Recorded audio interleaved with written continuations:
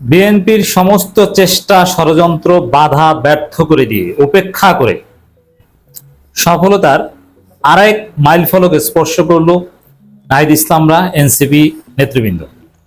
দর্শক, এটা রাজনীতিতে সত্যিকার অর্থেই একটা ডেভেলপমেন্ট। এনসিপির এই ডেভেলপমেন্ট নিয়ে, এই অসাধারণ পারফরমেন্স নিয়ে নানান সন্দেহ রয়েছে।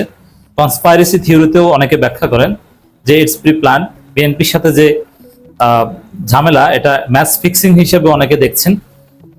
কিন্তু যাই হোক না কেন, রাজনীতিতে এরকম অনেক ফিক্সিং হয়, এটা সব দলই করে, জামাতও করে।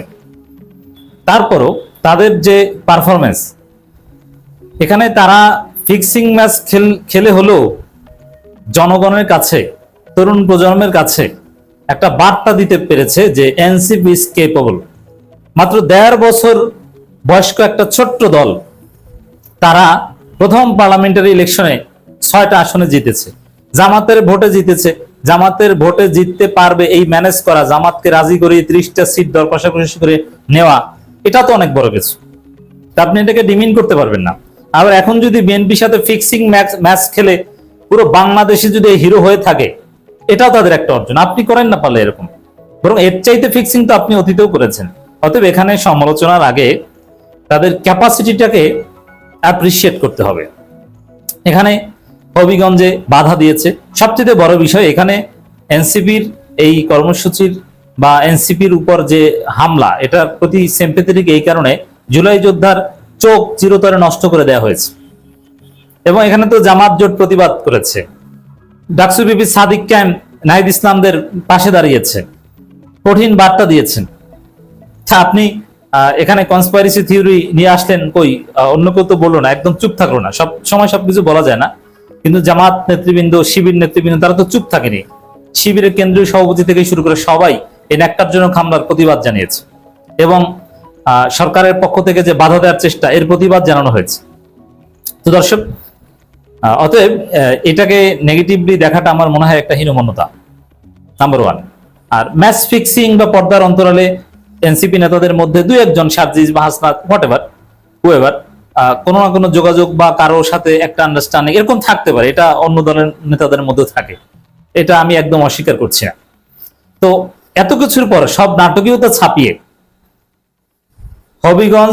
হবিগঞ্জে 4 জায়গায় বাধা, তারপর সিলেটে 2 জায়গায় বাধা, গাড়িতে ভাঙচুর, সবকিছু ছাপিয়ে শেষ পর্যন্ত সিলেটের কানাইঘাটে একটা পথসভা করেছে। পথসভা ইজ ভেরি ছোট একটা প্রোগ্রাম। সেই পথসভায় জনতার ঢল।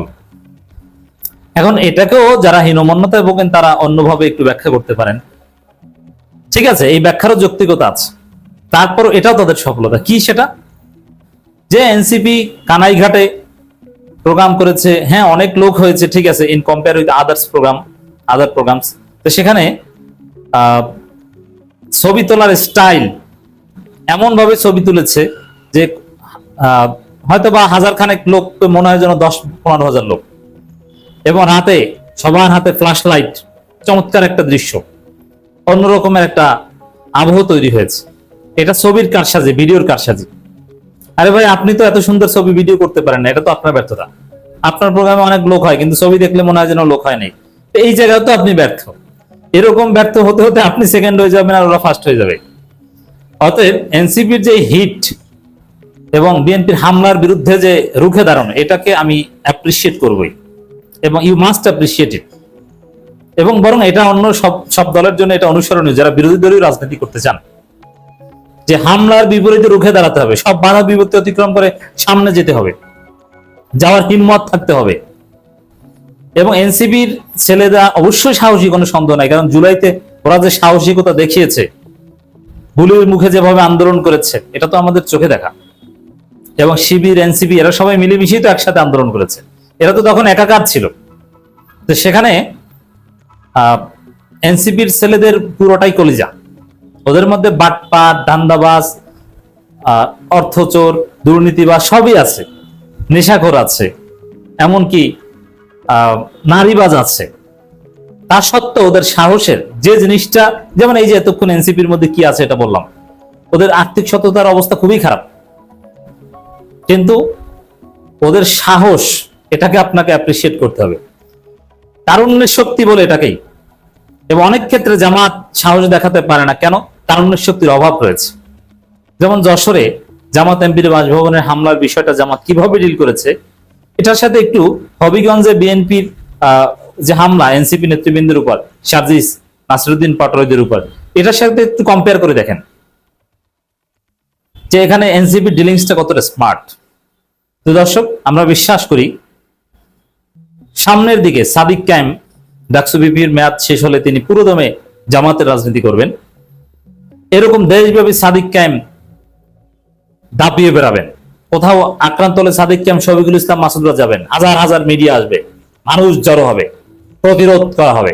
এরকম প্রতিরোধের রাজনীতি না করতে পারলে আপনাকে আবার সেই গর্তে লুকাতে হবে। অতএব এই প্রতিবাদকে, প্রতিরোধকে, বাধা বিপত্তি অতিক্রম করাকে আমরা অ্যাপ্রিসিয়েট করব, সবাইকে উৎসাহিত করব, এবং এটাই প্রয়োজন আগামী দিনের নব্য ফ্যাসিস্টদের ঠেকিয়ে দিতে, জুলাইয়ের চেতনা জাগিয়ে রাখতে। দর্শক, সিলেটের কানাইঘাটে পথসভায় অনেক লোক হয়েছে, সত্যিকার অর্থে প্রচুর লোক হয়েছে। এনসিপি তো আর জামাতের মতো অত বড় দল নয়, ছোট্ট একটা দল, এদের বয়স অনেক কম, এর মধ্যে তাদের যে অর্জন, এটা ডেফিনেটলি ইমপ্রেসিভ। আপনি চিন্তা করেন তো, জামাতের মতো দল তাদের এনসিপির এই অবস্থানে আসতে তাদের কয় যুগ সময় লেগেছে।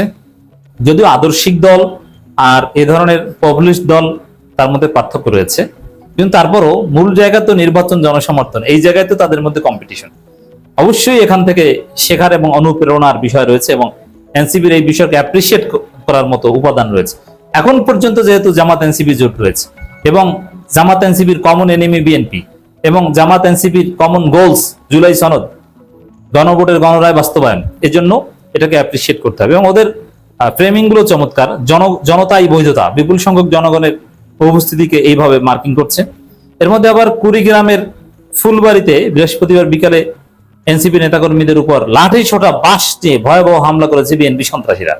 যত হামলা করতে থাকবে ওদের শক্তি তত বাড়বে, এবং ওরা আরো বেশি বিস্ফোরিত হবে, এবং এরকম মার খেতে খেতে খেতে খেতে ওরা মঞ্জিলে মকসুদে পৌঁছে যাবে।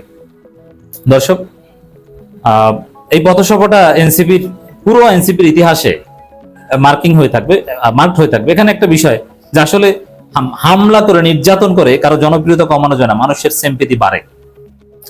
আলিফের চোখ ফিরিয়ে দে, তারা মশাল মিছিল করবে, এটাও একটা ক্রিয়েটিভ কর্মসূচি। দর্শক, সাদিক কায়েম লিখেছেন ডাকসু বিপি, বিরোধী দলের নেতৃবৃন্দের উপর আবারও হামলার ঘটনা ঘটেছে।